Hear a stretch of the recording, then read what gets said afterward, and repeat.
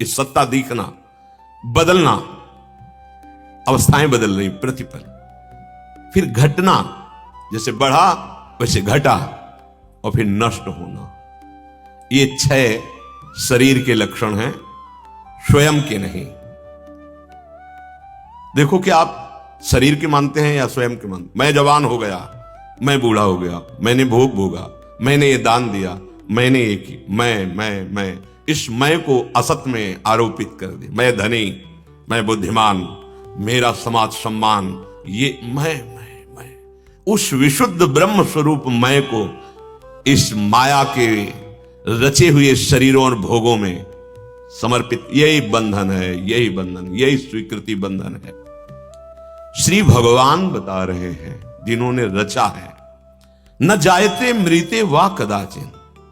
ये शरीर उत्पन्न होता है तो मरेगा भी, लेकिन आत्मा कभी न जन्म लेती है और न मरती है।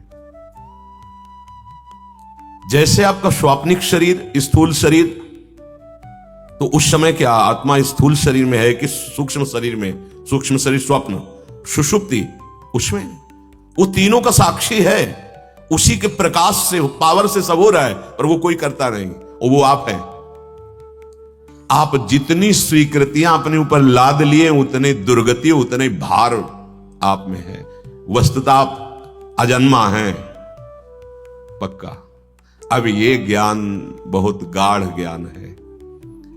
जब तक आप पवित्र आचरण नहीं करेंगे, भगवान नाम जप नहीं करेंगे, साधु समागम नहीं करेंगे, तब तक आपके अंदर ये जानने की प्रबल आशा ही नहीं होगी कि मैं कौन हूं। देखो ना, सब बोले, पूछो आप कौन है, तो शरीर का नाम बता देंगे, शरीर की जाति बता देंगे, शरीर के रहने का स्थान बता देंगे, लेकिन अपना परिचय कोई नहीं है। बनते हम बड़े बुद्धिमान हैं, बातें करेंगे बड़े शास्त्र की श्लोक सहित, ज्ञान सहित, अपना परिचय आज तक नहीं मिला। फिर क्या परिचय मिला? अपने को नहीं जान सके तो किसको जान पाओगे? श्री भगवान जना रहे हैं, जान जाओ।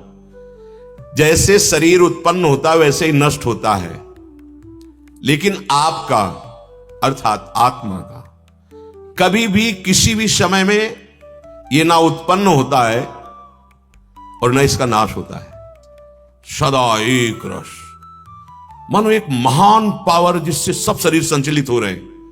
घट में अलग अलग देखने से लगता है अनेक आत्माएं होंगी, हमारी आत्मा अलग, आपकी आत्मा अलग। नहीं नहीं नहीं, एक वो परमात्मा पावर है जिसके प्रकाश से अनंत जड़ चैतन्य सब संचलित हो रहे हैं। वही आप है, वही आप है। यही समझ में नहीं आता। आप दो नहीं हैं। आप ज्ञान, आप भक्ति।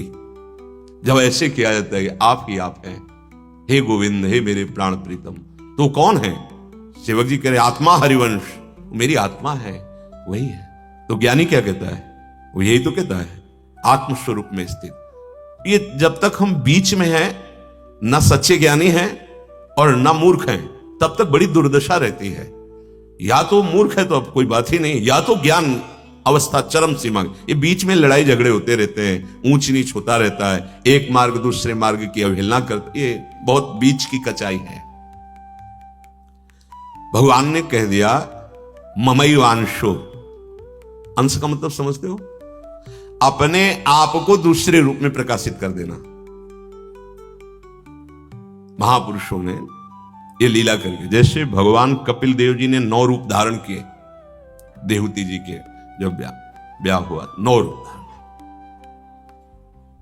पुलस्त जी अपने शरीर को ही विश्रवा रूप में प्रकट कर दिया, जिससे रावण और कुंभकर्ण प्रकट अपने ही शरीर से पुत्र रूप में प्रकट किया भगवान कुबेर जी, लेकिन अपने को ही स्वरूप में प्रकाशित कर दिया विश्रवा रूप में। जब ये भगवान की सिद्धियां प्राप्त करने वाले महापुरुष अपने को बहुत रूपों में विभाजित कर सकते हैं, तो भगवान अनंत रूपों में, अंश का मतलब है अपने को ही अनंत रूपों में प्रकाशित कर दिया है। अब यह रहस्य रघुनाथ कर बेग न जाने कोई, जो जाने रघुपति कृपा सपने मोहन होए। अपने को शरीर भाव और शरीर भाव बढ़ जाने के कारण गंदे आचरण, अब लगता है ऐसा कैसे हो सकता है? कहां प्रभु, कहां मैं, पक्की बात है। आपने मैं को कहां प्रभु और कहां मैं को स्थापित कर दिया नीच आचरणों में। इस प्रकृति जन्य रचना शरीर में अब आपको लगने लगा कि प्रभु कोई दूसरे हैं और आप कोई दूसरे हैं। यही आपका बंधन है, यही आपकी दुर्गति है। ममैवांशो मतलब मैं ही अपने को विभाजित करके अनंत रूपों। देखो, जिस समय अयोध्यावासी बालक वृद्ध मां बहन सब सुना कि मेरे प्राणों के प्राण जिनके लिए 14 वर्ष से हम तड़प रहे, व्याकुल हुआ रहे, सबके हृदय में यह आकांक्षा थी कि प्रभु सबसे पहले मुझे मिले तभी मेरा जीवन बचेगा। सब व्याकुल। भगवान जानते हो क्या किया? एक क्षण में सबसे मिल लिए, सबसे पहले सबसे मिल रहे। सबको अनुभव हो रहा है कि भगवान सबसे पहले हमें मिल रहे। क्षण मा मिले सब ही भगवाना, उमा मरम काहो नहीं जाना। सबके पास भगवान श्री राम, वो अनंत सामर्थ्यशाली प्रभु सबके हृदय में आत्मा रूप से विराजमान है। गोपी जन अनुभव करती, न खलु गोपिका नंदनो भवा नखिल देहिना मंत्रात्म दे। समस्त देहधारियों में आत्म तत्व। देह के विभाजन से आत्म तत्व का विभाजन नहीं होता। अब कैसे समझावे, चूंकि वो अनिर्वचनीय विषय। इन यंत्रों के विभाजन से बिजली का विभाजन नहीं होता। उसका पावर तो एक करण अलग अलग प्रभाव वाले हैं, इसलिए गर्म ठंडा प्रकाश विविध, लेकिन पावर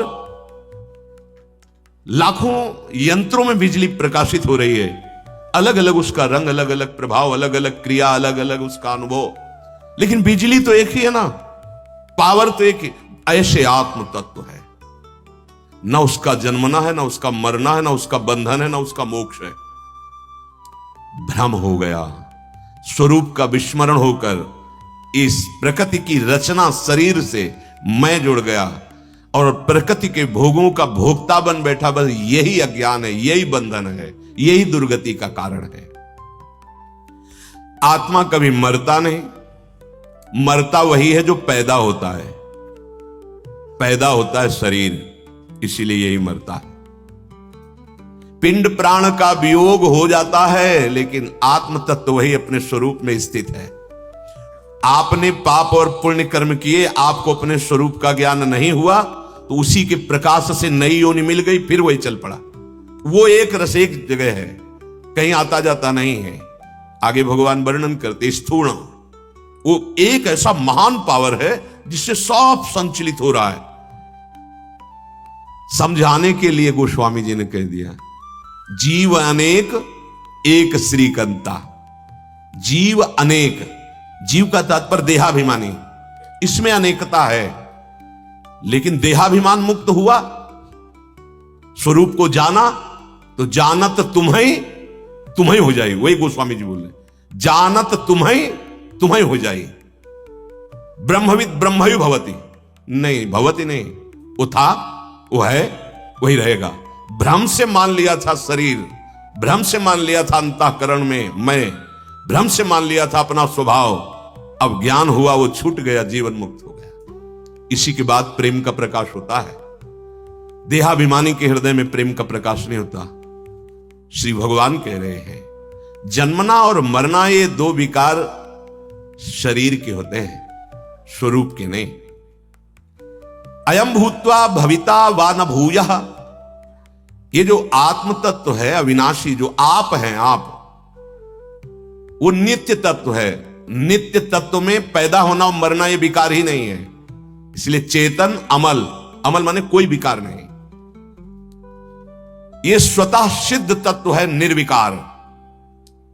जैसे बच्चा पैदा होता है तो पैदा होने के बाद फिर उसकी सत्ता होती है शरीर की, गर्भ में आता है तब तक है, पर क्या है उसकी सत्ता पता नहीं चलती। होनेपन का भाव है, जब पैदा हुआ विकार बढ़े, ये विकार ही है। किशोर अवस्था, यौवन अवस्था, अब वो सत्ता अपनी मानता चला जा रहा है इसकी, मैं अब जवान हुआ, मैं बूढ़ा हुआ। ऐसा आत्म तत्व नहीं है। अयम भूत्वा भविता वा न भूयः, ये जन्मने मरने वाला या कोई भी विकार अमल है, वो आपका स्वरूप अमल है, कोई विकार नहीं। बोले मैं नहीं छोड़ सकता। पक्की बात तूने पकड़ा है, अब तू इतना कमजोर हो गया, कह रहा नहीं छोड़ सकता, इसीलिए तेरा जन्म मरण नहीं रुक सकता। वस्तुतः तेरे को कोई आवश्यकता नहीं किसी बाहरी भोग की। बिल्कुल परम सत्य। जब ये महात्मा को ज्ञान हो जाता है तब वही निर्विकार काम क्रोध मद मान न मोहा लोभ न क्षोभ राग नहीं द्रोहा, इस शरीर की मांगे हैं, उचित दे दो धर्म पूर्वक गृहस्थी या विरक्ति में अपने अपने धर्म के अनुसार, राग छूट जाएगा शरीर का पक्का। जैसे कहा जाता है कि आपका पाणी ग्रहण संस्कार हो गया तो एक पत्नी व्रत, आपका पाणी ग्रहण संस्कार हो गया एक पति व्रत। जानते हो क्यों कहा गया है? इसमें रहस्य है। जब आप एक पत्नी व्रत एक पति व्रत रहेंगे तो आपकी वासनाओं में सुख है ही नहीं, आपको अनुभव होने लगेगा। ये जो मन कहता है ना उदर सुख है, इसको डांटने की जरूरत है, धिक्कारने की जरूरत है। एक में आपने जब अपने मन को माना भोग में ही लगाया, लेकिन आपको असंतुष्टता हो जाएगी, वैराग्य हो जाएगा, क्योंकि है नहीं सुख। अंत तो गत्वा आप पुनः सत्य रूप में आ जाएंगे, भजन में आ जाएंगे। इसलिए शास्त्रों ने घुमा के आपको चलाया है, औषधि दी है राग के सहित। ये लो, राग है तुम्हारा इस भोग में लो, पर सीमा में, धर्मशास्त्र के अनुसार। तो अपने आप देख लेना, आपको वैराग्य हो जाएगा अपने आप। जो पापाचरण करता है, धर्म के विरुद्ध भोग भोगता है, वो कभी राग रहित नहीं हो पाएगा। शास्त्र बड़ी गूढ़ व्यवस्था किए हैं। आपको ऐसा करना है तो आप ये मर्यादा से ऐसे रहिए। फिर क्या होगा? कुछ दिनों के बाद आपको उससे एक घृणा से होने लगेगी कि सुख नहीं है, तब मन आपको दौड़ाएगा उधर, उसमें सुख है, बस वही डांट दो, धर्म विरुद्ध नहीं। अब क्या है? सब मनमानी। तो ये बातें ही समझ में आएगी कि आप शरीर नहीं हो, क्योंकि आप शरीर के ही सुखों में रमे हो, तो दुख कौन भोगेगा? फिर आपको ही भोगना पड़ेगा। अब नाना प्रकार के दुखों का बोझा लेकर के फिर नई योनि में। समझो, अयम भूत्वा भविता वा न भूया, तेरे में कोई विकार नहीं है, किसी साधना से निर्विकार बनने की नहीं, केवल समझ ले तेरी कोई मांग नहीं, तेरे अंदर कोई विकार नहीं। तूने विकारी शरीर को, इंद्रियों को अपना में समाहित कर लिया। मैं भोगता, मैं करता, इसलिए तेरी दुर्दशा है।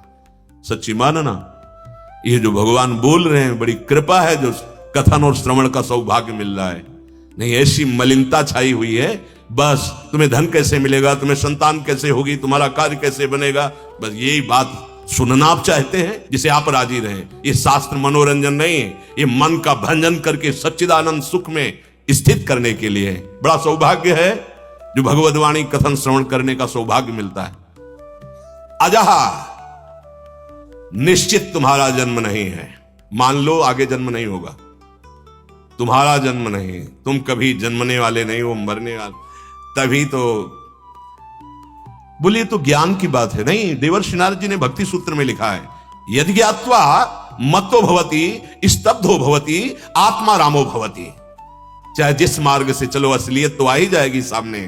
यही असलियत है, तुम शरीर नहीं हो, मस्त हो जाओगे, समस्त कामनाएं शांत हो जाएंगी, आत्मा राम हो जाओगे। भक्त आत्मा राम होता है, वो देह भाव में नहीं विचरता है। अजहा, तुम जन्म रहित हो।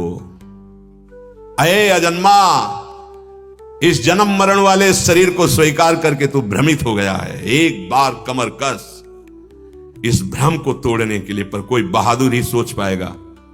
नहीं, हम संतों के पास जाते हैं, देवालय में जाते हैं, या जहां भी जाते हैं तीर्थ आदि में, वहां एक शर्त रख देते हैं, हमारी ये शर्त पूरी कर दो, और वो होती है कोई माया जनित मांग।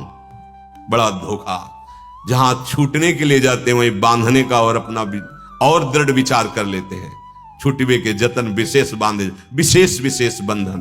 अब ये भोग नहीं तो जीवन किस काम का? ये नहीं तो हमारा मनुष्य जन्म लेना सार्थक। मनुष्य जन्म सार्थक नहीं, निरर्थक कर रहे हो यदि प्राकृतिक भोगों को भोग कर और उनकी मांग कर रहे हो। तुम परम सुख स्वरूप हो, तुम्हें किसी बाह्य सुख की आवश्यकता नहीं। नहीं तो देखो ना, जब आप भजन करके स्थिति प्राप्त करते हैं तो क्या होता है? न सोचती न कांक्षति, कोई शोक नहीं, कोई चाह नहीं। जाहि न चाहिए कबहू कछु, कोई चाह नहीं रह जाती। चाह मिटी, चिंता मिटी, मनुआ बेपरवाह। यही तो चाह रहे हो आप, पर ये चाह रहे हो धन बल से, भोग बल से। नाना प्रकार के पद प्रतिष्ठा बल से, कभी नहीं होने वाला, कभी नहीं। सबसे बड़ा पद है सृष्टि में प्रजापति पद, उसके ऊपर परमेष्ठी पद है। बस परमेष्ठी पद में ब्रह्मा जी और प्रजापति, ये दक्ष जी को मिला,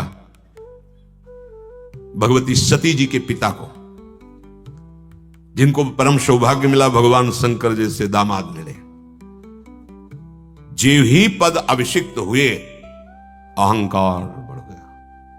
को नरस जन्मा जगमाही, प्रभुता पाहि जाहि मदनाई। प्रकृति जन्य रचना का कोई भी पद तुम्हें सुख शांति नहीं प्रदान कर सकता। बड़े आनंद में रहते थे कि हमें विश्वेश्वर भगवान शंकर दामाद रूप में मिले, बहुत आनंद था। जब प्रजापति पद में विराजमान हुए तो सभा में गए तो दो नहीं खड़े हुए, न भगवान ब्रह्मा जी न महादेव जी, और सब खड़े हो गए। ब्रह्मा जी पर दृष्टि गई तो सोचे कि ये तो पितामह, हमसे बड़ा पद भी है और सबके पिता भी है, पूज्य है। जब शंकर जी पर दृष्टि गई तो उनका दामाद का मतलब बेटा के समान होता है, इसको खड़ा होना चाहिए। भाषा बदल गई। जहां परम विनय करके चरण स्पर्श करके कन्यादान किया था और आनंद में रहते थे कि शिव हमारे दामाद हैं, वही भाषा बदल गई और बड़े ऐसे कड़वे शब्द बोले, बहुत ही कड़वे बोले। मतलब उन शब्दों का क्या उच्चारण करें, ऐसे कड़वे शब्द बोले कि नंदिकेश्वर को नहीं रहा गया। और उनका, आप हमारे स्वामी के संबंधी हैं इसलिए आपको क्षमा करते हैं, बस आप अपनी जिह्वा को रोक लीजिए, नहीं तो स्वामी तो गंभीर समुद्र है लेकिन हम आपको दंड देने में समर्थ हैं। नंदकिशोर ने बात इतनी बड़ी कि आखिरी बात में उनकी गर्दन में लात रख करके वीरभद्र ने जैसे ऐसे कोई मरोड़े और तोड़ करके और यज्ञ में आहुति दे दी थी। पूरा प्रसंग बहुत बड़ा है। यह है प्राकृतिक पदों की सुख शांति। अपने तो बहुत छोटे पदों में गर्व कर लेते हैं हम। प्रजापति पद, को नरस जन्मा जगमाही, प्रभुता पाहि जाहि मदनाही। जितना प्रभुता मिलेगी, वैभव मिलेगा, उतना ही देहाभिमान पुष्ट होगा। बंधन बंध गया ना, छूटवे के जतन विशेष बांधे जाएगो। नित्य, तू नित्य है, नित्य निरंतर तेरी स्थिति है। नहीं समझ पा रहा जी, कभी तेरा अपक्षय नहीं हो सकता। तू परिवर्तनशील नहीं, जैसे शरीर परिवर्तनशील है। खुद साक्षी हो इसके। मैं बालक था, मैं जवान हुआ, मैं बूढ़ा हुआ। मैं का आरोप किए हो इसलिए तुम दुख भोग रहे हो, नहीं तुम दृष्टा हो, तुमने देखा है, तुम्हारा परिवर्तन नहीं हुआ। जो बालक अवस्था को देखा, जवान अवस्था को देखा, बूढ़ा अवस्था को देखा, वही मृत्यु को देख रहा है। वो केवल दृष्टा है, भोक्ता नहीं है। पर आप अपने दृष्टा भाव से हटकर भोक्ता भाव में आ गए। अनित्य वस्तु शरीर, अनित्य वस्तु भोग, और नित्य तू, कैसे तुझे सुख शांति मिल सकती है? श्री भगवान के